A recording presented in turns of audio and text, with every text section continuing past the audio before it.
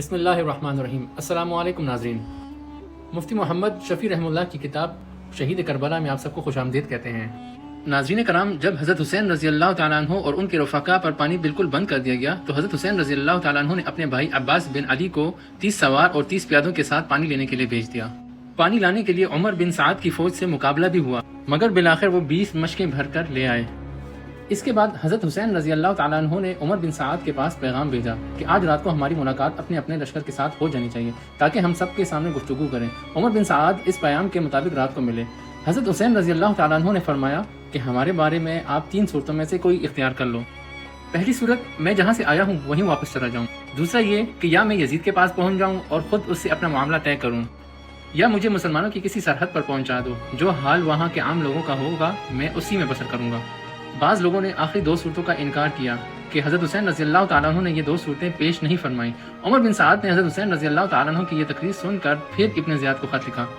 خط میں لکھا کہ اللہ تعالیٰ نے جنگ کی آگ بجھا دی اور مسلمانوں کا کلمہ متفق کر دیا۔ مجھے حضرت حسین رضی اللہ تعالیٰ عنہ نے 3 صورتوں کا اختیار دیا ہے۔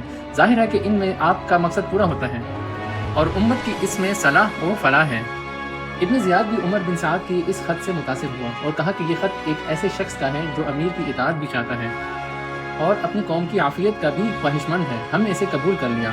شمر نے کہا، کیا آپ حسین رضی اللہ تعالیٰ عنہ کو مہلت دینا چاہتے ہیں کہ قوت حاصل کر کے پھر تمہارے مقابلے پر آئے؟ وہ اگر آج تمہارے ہاتھ سے نکل گئے تو پھر کبھی ان پر قابو نہ پا سکو گے۔ مجھے تو اس میں عمر بن سعد کی سازش معلوم ہوتی ہے، کیونکہ میں نے سنا ہے کہ وہ راتوں کو آپس میں باتیں کرتے ہیں۔ ہاں، آپ حسین رضی اللہ تعالیٰ عنہ کو اس پر مجبور کریں کہ وہ آپ کے پاس آ جائیں، پھر آپ چاہیں سزا دیں چاہیں معاف کریں۔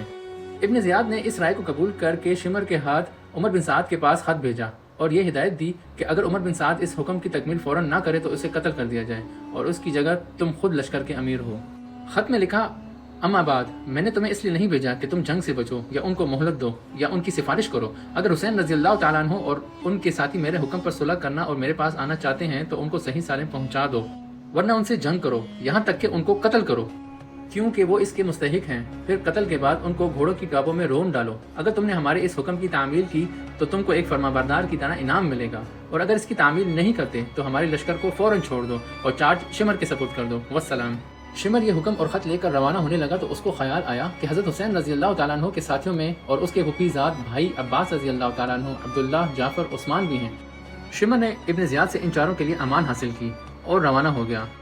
شمر نے یہ امان کا پروانہ کسی قاصد کے ہاتھ ان چاروں بزرگوں کے پاس بھیج دیا۔ یہ پروانہ دیکھ کر یک زبان ہو کر بولے کہ ہمیں امان دیا جاتا ہے اور ابن رسول صلی اللہ علیہ وسلم کو امن نہیں دیا جاتا۔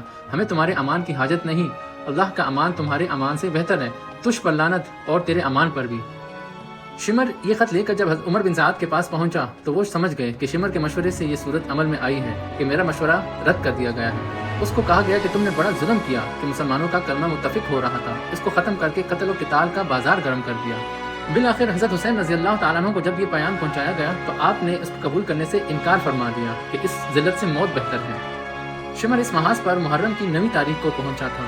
اس وقت حضرت حسین رضی اللہ تعالیٰ عنہ اپنے خیمے کے سامنے بیٹھے ہوئے تھے۔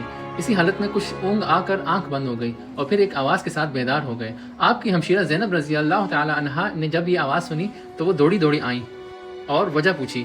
فرمایا کہ میں نے رسول اللہ صلی اللہ علیہ وسلم کو خواب میں دیکھا ہے، فرمایا کہ تم اب ہمارے پاس آنے والے ہو۔ ہمشیرہ یہ سن کر رو پڑی۔ حضرت حسین رضی اللہ تعالیٰ عنہ نے تسلی دی۔ اسی حالت میں شمر کا لشکر سامنے آ گیا۔ آپ کے بھائی عباس رضی اللہ تعالیٰ عنہ آگے بڑھے اور حریف مقابل سے گفتگو ہوئی۔ اس نے بلا مہلت قتال کا اعلان سنایا۔ عباس رضی اللہ تعالیٰ عنہ نے آ کر حضرت حسین رضی اللہ تعالیٰ عنہ کو اطلاع دی۔ حضرت حسین رضی اللہ تعالیٰ عنہ نے فرمایا کہ ان سے کہو کہ آج رات کی قتال ملتوی کر دو تاکہ میں آج کی رات میں وصیت اور نماز و دعا اور استغفار کر سکوں۔ شمر اور عمر بن سعد نے باقی لوگوں سے مشورہ کرنے کے بعد مہلت دے دی اور واپس ہو گئے۔ حضرت حسین رضی اللہ تعالیٰ عنہ نے اپنے اہل بیت اور اصحاب کو جمع کر کے ایک خطبہ دیا جس میں فرمایا، میں اللہ تعالیٰ کا شکر ادا کرتا ہوں، راحت میں بھی اور مصیبت میں بھی۔ یا اللہ، میں آپ کا شکر ادا کرتا ہوں کہ آپ نے ہمیں شرافت نبوت سے نوازا اور ہمیں کان اور آنکھ اور دل دیے جن سے ہم آپ کی آیات سمجھیں، اور ہمیں آپ نے قرآن سکھایا اور دین کی سمجھ عطا فرمائی۔ ہمیں آپ اپنے شکر گزار بندوں میں داخل فرما لیجیے۔ اس کے بعد فرمایا، میرے علم میں آج کسی شخص کے ساتھی ایسے وفادار اور نیکوکار نہیں ہیں جیسے میرے ساتھی، اور نہ کسی کے اہل بیت میرے اہل بیت سے زیادہ ثابت قدم نظر آتے ہیں۔ آپ لوگوں کو اللہ تعالیٰ میری طرف سے جزائے خیر عطا فرمائے۔ میں سمجھتا ہوں کہ کل ہمارا آخری دن ہے۔ آپ سب کو خوشی سے اجازت دیتا ہوں کہ سب اس رات کی تاریکی میں متفرق ہو جاؤ اور جہاں پناہ ملے چلے جاؤ۔ میرے اہل بیت میں سے ایک ایک کا ہاتھ پکڑو اور مختلف علاقوں میں پھیل جاؤ، کیونکہ دشمن میرا طرفدار ہے، وہ مجھے پائے گا تو دوسروں کی طرف التفات نہ کرے گا۔ یہ تقریر سن کر آپ کے بھائی اور اولاد اور بھائیوں کی اولاد اور عبداللہ بن جعفر کے صاحبزادے یک زبان ہو کر بولے کہ واللہ ہم ہرگز ایسا نہ کریں گے، ہمیں اللہ تعالیٰ آپ کے بعد باقی نہ رکھے۔ پھر بنو عقیل کو خطاب کر کے فرمایا کہ تمہارے ایک بزرگ مسلم بن عقیل شہید ہو چکے ہیں، وہی کافی ہیں، تم سب واپس ہو جاؤ، میں تمہیں خوشی سے اجازت دیتا ہوں۔ انہوں نے کہا کہ ہم لوگوں کو کیا منہ دکھائیں گے کہ اپنے بزرگوں اور بڑوں کو موت کے سامنے چھوڑ کر اپنی جان بچا لائیں، بلکہ واللہ ہم آپ پر اپنی جانیں اور اولاد اور اموال قربان کر دیں گے۔ مسلم بن اوسجہ نے اسی طرح کی ایک جوشیلی تقریر کی، جب تک میرے دم میں دم ہے آپ کے سامنے قتال کرتا ہوا جان دے دوں گا۔ آپ کی ہمشیرہ حضرت زینب رضی اللہ تعالی عنہا بے قرار ہو کر رونے لگی تو آپ نے تسلی دے دی اور یہ وصیت فرمائی، میری بہن میں تمہیں خدا کی قسم دیتا ہوں کہ میری شہادت پر تم کپڑے پھاڑنا یا سینہ کوبی وغیرہ ہرگز نہ کرنا، آواز سے رونے چلانے سے بچنا۔ یہ وصیت فرما کر باہر آ گئے اور اپنے اصحاب کو جمع کر کے تمام شب تہجد اور دعائے استغفار میں مشغول رہے۔ یہ عاشورہ کی رات تھی، صبح کو روز جمعہ اور روز عاشورہ بھی تھا۔ صبح کی نماز سے فارغ ہوتے ہی عمر بن سعد لشکر لے کر سامنے آ گیا۔ حضرت حسین رضی اللہ تعالیٰ عنہ کے ساتھ اس وقت کل 72 اصحاب تھے، 32 سوار اور 40 پیادہ۔ آپ نے بھی مقابلے کے لیے اپنے اصحاب کی صف بندی فرما دی۔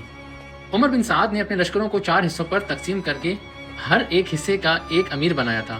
ان میں سے ایک حصے کا امیر حر بن یزید تھا، جو سب سے پہلے 1000 کا لشکر لے کر مقابلے کے لیے بھیجا گیا تھا۔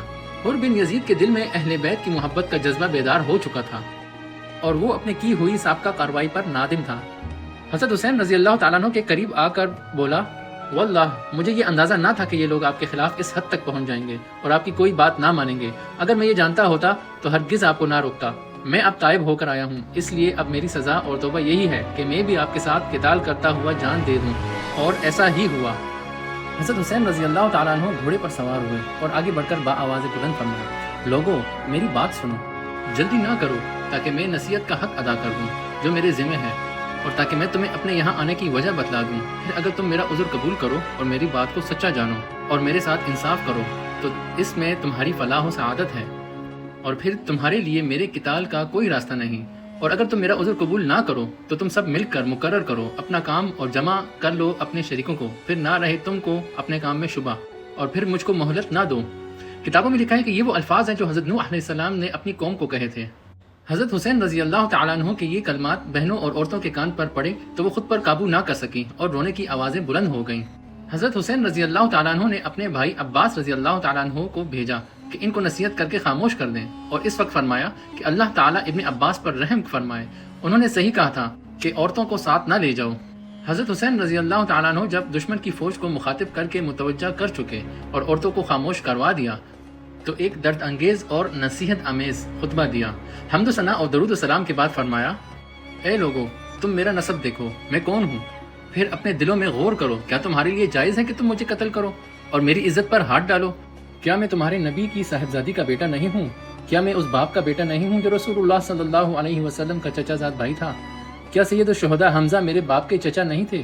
کیا جعفر طیار میرے چچا نہیں تھے؟ کیا تمہیں یہ حدیث مشہور نہیں پہنچی کہ رسول اللہ صلی اللہ علیہ وسلم نے مجھے اور میرے بھائی حسن کو سید شباب اہل جنہ اور قرۃ العین اہل سنت فرمایا ہے؟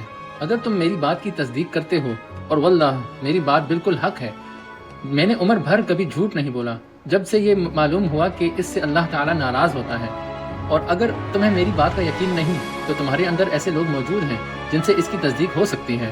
پوچھو جابر بن عبداللہ سے، دریافت کرو ابو سعید یا سہل بن سعد سے، معلوم کرو زید بن ارقم یا انس سے، وہ تمہیں بتلائیں گے کہ بے شک یہ بات انہوں نے رسول اللہ صلی اللہ علیہ وسلم سے سنی ہے۔ کیا یہ چیزیں تمہارے لیے میرا خون بہانے سے روکنے کو کافی نہیں؟ مجھے بتلاؤ کہ میں نے کسی کو قتل کیا ہے جس کے قصاص میں مجھے قتل کر رہے ہو، یا میں نے کسی کا مال لوٹا ہے یا کسی کو زخم لگایا ہے۔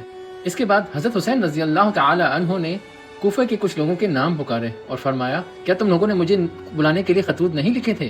یہ سب لوگ مکر گئے کہ ہم نے نہیں لکھے۔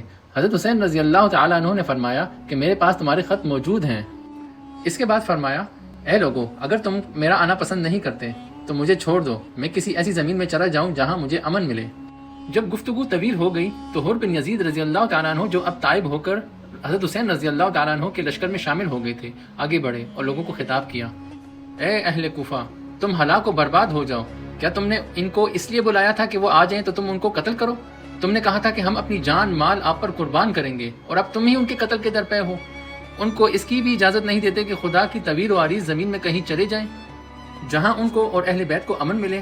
ان کو تم نے قیدیوں کی مثل بنا لیا ہے، اور دریائے فرات کا جاری پانی ان پر بند کر دیا ہے، جس کو یہودی، نصرانی، مجوسی سب پیتے ہیں، اور جس میں اس علاقے کے خنزیر لوٹتے ہیں۔